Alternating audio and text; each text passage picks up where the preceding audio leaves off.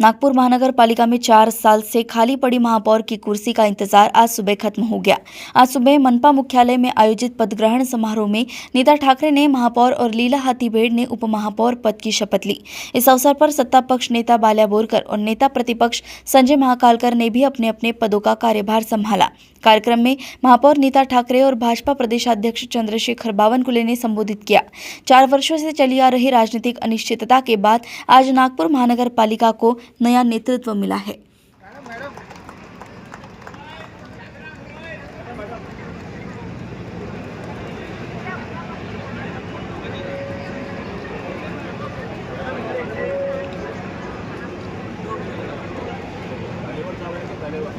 माननीय वैष्णवी बी मैडम से मेरा अनुरोध है कि वे उपमा तालियां।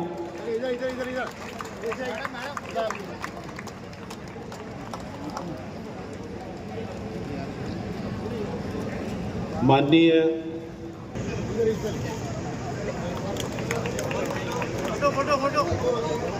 जोरदार तालियां फिर से बाल्या बोरकर जी के लिए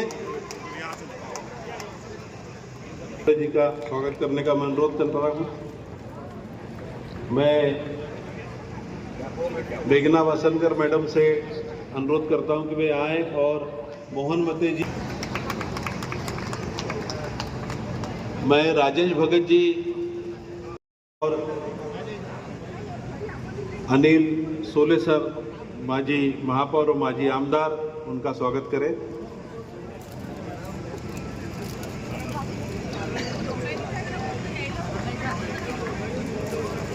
और अब मैं अनुरोध करता हूं लाड़ी मैडम से कि वे माननीय माजी महापौर श्री दयाशंकर जी तिवारी का स्वागत करें।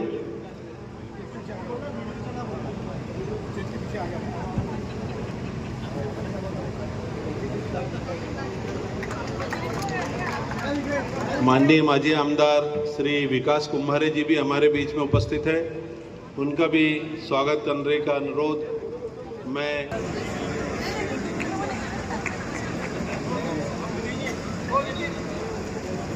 माननीय वो स्वागत करेंगे।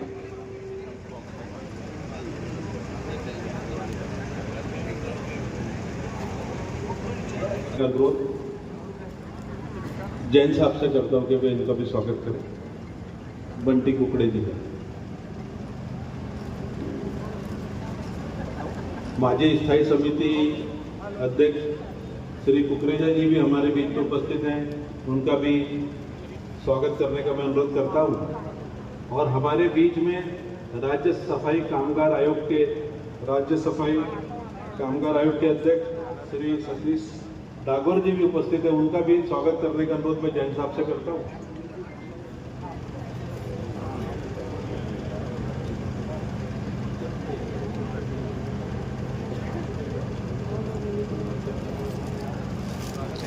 मैं उनसे अनुरोध करता हूं कि वे डागोर जी का भी स्वागत करें। एक जोरदार तालियां डागोर जी के लिए भी और मान्यवर सभी मान्यवरों के लिए। मैं जैन साहब से अनुरोध करता हूं कि हमारे साहब से अनुरोध करूंगा श्री बागड़ी जी का भी वो स्वागत करें। पहले वैष्णवी भी मैडम के साथ में बागड़ी जी का भी स्वागत करें। बागड़ी जी,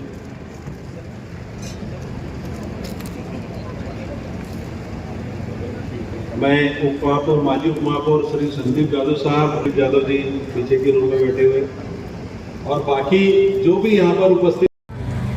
आज या ठिकाणी नागपूर महानगरपालिकेमध्ये खरं म्हणजे मागील अनेक वर्षांपासून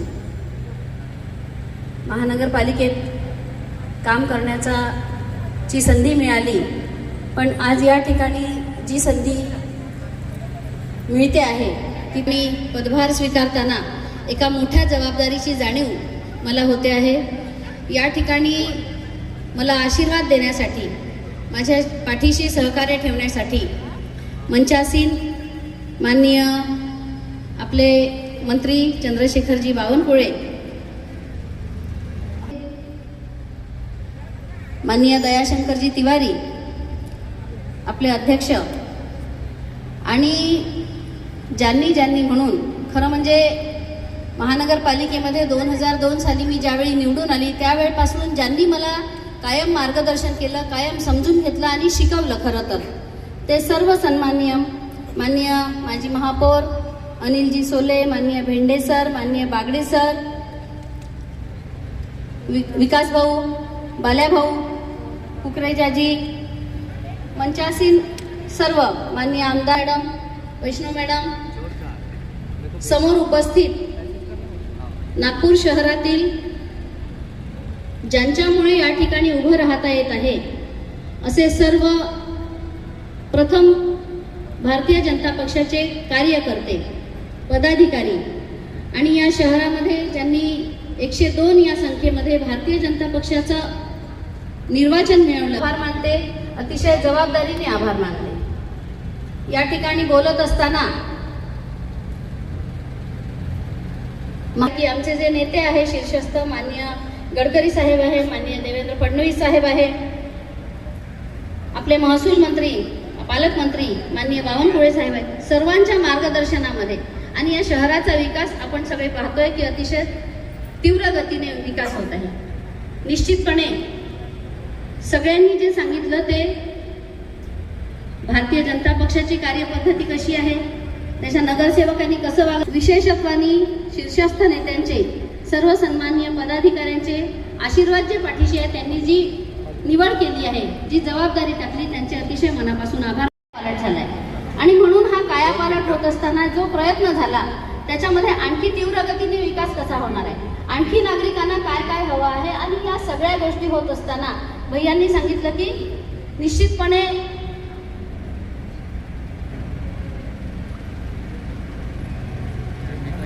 सगळ्या क्षेत्रामध्ये एक विषय निश्चितपणे येणार आहे, ते विषय आहे आता पुढल्या काळात ते समोर पटलावर येतील आणि त्याच्यावर तोडगा काढण्याचं काम करायचं आहे।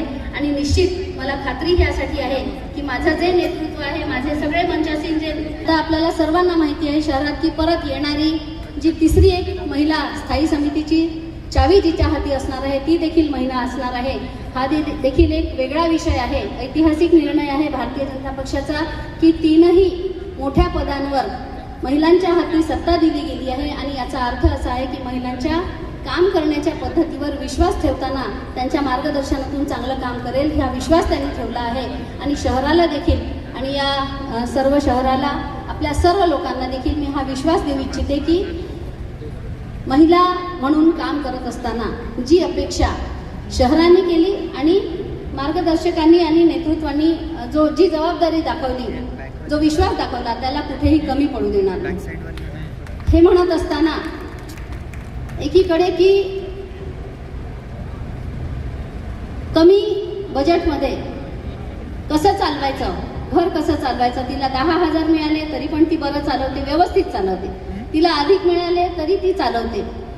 हे अगदी खरं आहे की अगदी कमी बजेटमध्ये सुद्धा महिला घर चालवतात, तसं ती शहरही चालवेल। पण माझी अत्यंत मनापासून विनंती आहे आणि मला विश्वास आहे, कृष्णाभाऊंनी, मोहनभाऊंनी बोलताना सांगितलं की तुम्ही काम करणार आहे, कुठल्याही प्रकारची चिंता करू नका। आणि मला माहिती आहे माझ्यानंतर आता जेव्हा बावनकुळे साहेब बोलणार आहे, जे हपणे आम्ही तुमच्या पाठीशी आहोत, त्याच्यामुळे ते खरं असलं तरी सुद्धा कुठल्याही प्रकारे कमी बजेट आपल्याला राहणार नाही या गोष्टीची खात्री आहे। त्यामध्ये भारतीय जनता पक्षाचे महापौर या ठिकाणी होते आणि जो अजेंडा भारतीय जनता पक्षाचा आहे तो त्या अजेंड्यावर त्यांनी काम केलं, करून शहराला समोर नेलं, ते काम आणि त्याच्या पुढचं अधिकचं काम निश्चितपणे करण्यासाठी आपल्या सर्वांच्या मार्गदर्शनात काम करील। माझं बोलणं या ठिकाणी थांबवते। नमस्कार। शहर पुढे जात आहे। आज माननीय पंतप्रधान नरेंद्र मोदीजींनी आपल्या शहराला एक खऱ्या अर्थाने उच्च क्वालिटीचं शहर करण्याकरता माननीय नितीनजीच्या माध्यमातून आपल्या नितीनजींनी या शहराला संपूर्ण सेक्टरमध्ये पुढे नेण्याकरता केंद्र सरकारच्या माध्यमातून मागच्या 11 वर्षापासून या शहराला मजबूती दिली आहे। माननीय राज्याचे मुख्यमंत्री देवेंद्र फडणवीसजींनी 14 ते 19 हा 5 वर्षाचा कार्यकाळ, मधला उपमुख्यमंत्री म्हणून कार्यकाळ आणि आता माननीय मुख्यमंत्री म्हणून कार्यकाळ, या शहराला देशातलं क्रमांक 1 शहर बनण्याचा प्रयत्न आपल्या नेत्यांनी केला आहे, देवेंद्रजी नितीनजींनी केला आहे। जसं विकसित भारताचा संकल्प मोदीजींनी केला आहे, विकसित महाराष्ट्राचा संकल्प देवेंद्रजींनी केला आहे, आता आपल्या सर्वांना विकसित नागपूर 2047चा संकल्प करायचा आहे, त्याकरता आपल्याला काम करायचं आहे।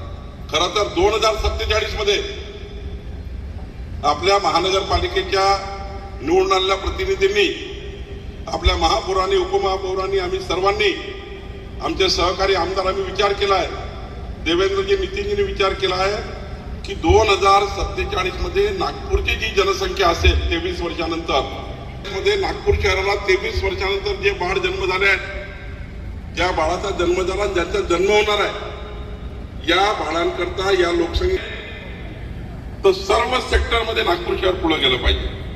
आणि मग सर्व सेक्टर किती आहे तर 48 ते 52 सेक्टरवर आपल्याला काम करायचं आहे, विविध विषयावर आपल्याला काम करायचं आहे. या नागपूर महानगरपालिकेची शाळा अशी असली पाहिजे, पण खाजगी शाळा मात्र खाली आहे. आपल्या महानगरपालिकेच्या शाळा उद्या अशा असल्या पाहिजे की आपल्या ऍडमिशन फुल, प्रायव्हेट शाळा बंद, या बाजूने आपल्या शाळेत काम केलं पाहिजे. वैद्यकीय व्यवस्था अशा उभ्या केल्या पाहिजे. छोट्या छोट्या गोष्टीचा विचार करायचा. देवेंद्रजी, नितीनजी, आम्ही मोठ्या गोष्टीचा विचार करू. त्या काळात मी आमदार होतो, त्या काळात त्यांनी त्या ठिकाणी याचा विचार केला. देवेंद्रजी आणि नितीनच्या नेतृत्वात आमच्या महाताई नाते यांनी या काळामध्ये ज्या फॅसिलिटी देवेंद्रजी आणि नितीनजीच्या नेतृत्वात मान्य दयाशंकरजींनी उपलब्ध केल्या, खऱ्या अर्थाने नागपूरच्या कितीतरी लोकांचा जीव वाचवण्याचं काम मान्य दयाशंकर तिवारीजींनी महापौर म्हणून केलं आहे. खरं तर पूर्व उदाहरणं महत्वाचे असतात. आता मी महसूल मंत्री म्हणून काम करतो, तर मला महाराष्ट्र अधिनियम, जर महसूल अधिनियम जर माहीत नसेल 1966चा, मला 1908चा IGR कायदा माहीत नसेल तर मी काम करू शकणार नाही. महानगरपालिकेत ऊर्जा तयार केली पाहिजे. आमच्या लाडक्या बहिणी बघा, तू थोडा मागे मागे मागे मागे मागे पुढे मागे कर की मंचावर उपस्थित महापौर नीताताई ठाकरेजी, आपल्या उपमहापौर लीलाताई हाथीबेगजी, आपल्या भारतीय जनता पक्षाचे अध्यक्ष आणि माजी महापौर दयाशंकर तिवारीजी, माननीय लोकप्रिय आमदार मोहन मतेजी, कृष्णाजी खोपडे, माननीय आपल्या या निवडणुकीचे प्रमुख संजयजी भेंडे, माननीय माजी महापौर राजेश बागणेजी, विश्वजीत चांगले, जयप्रकाश गुप्ता, वीरेंद्रजी कुकरेजा, संदीपजी जाधव, आमच्या समोर बसलेले मान्यवर नगरसेवक ज्यांनी